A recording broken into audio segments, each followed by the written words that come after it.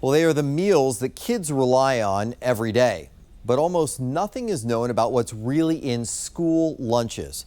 Invisible ingredients that could harm developing bodies and brains. In a months-long investigation, senior investigative reporter Lisa Fletcher tested school lunches and shows us why results like the ones she's revealing tonight have the attention of Congress. 30 million lunches are served every day. There are standards in place for things like calories, sodium, and added sugar, but we discovered invisible threats you won't find on a label when we tested school lunches for heavy metals, pesticides, and veterinary drugs. There should not be poison in our food. Unseen, largely unregulated components increasingly connected to everything from attention deficit disorder and liver disease to hormone disruption and cancer. Samples we collected from schools in Washington, D.C., Virginia, and Maryland included common fare, like breadsticks, pizza, potatoes, and fruit. The lab identified more than 50 pesticides in our samples, dozens often layered into one meal. This lunch, served at an elementary school, contained 38 different pesticides, 23 in just one strawberry cup. The fungicide carbendazim, banned in most European countries for health effects, was found in 5 of our samples. How long have you been studying pesticides?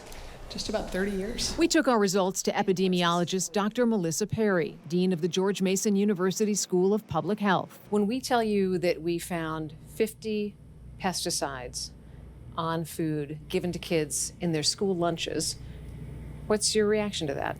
I'm very concerned. I'm absolutely concerned. 50 pesticides in school lunches, it's not okay. It really isn't. It demonstrates that our regulatory system is not succeeding in ensuring that the food that children eat are free from chemical burden. The EPA has placed limits on certain pesticides on certain foods. And while most of our tests fell below those limits, scientists like Perry point out that doesn't necessarily mean they're safe, especially for developing children. Is it fair to say we don't know enough about most of these pesticides, and we don't know anything about the chemical soup that's created when we have 50 pesticides being detected in school lunch? Oh, I think that's very fair to say. I think that's absolutely fair to say. We don't know what it means to be exposed over time at low levels continuously, especially for developing children.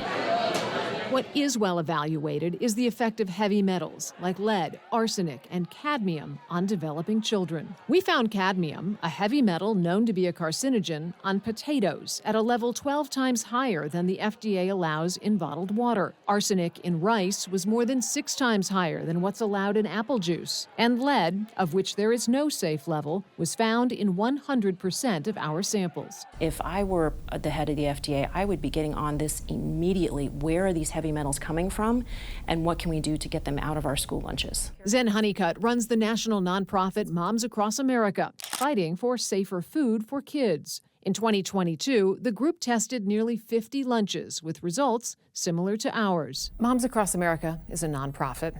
We're journalists. What does it say to you that we're the ones doing the testing and it's not the agencies in charge of public health? So many moms across the country are infuriated that our regulatory agencies, tax-funded, government agencies, are not doing their jobs. Hi, I wonder if I can give some information on school lunches to the panelists, some testing that we've done. It's what brought her to Capitol Hill to lobby lawmakers. On the very day Senator Cory Booker introduced legislation to get toxins out of school lunches. I think it is more of a crisis than most Americans can even begin to realize. You've got something really powerful on your side. You've got moms.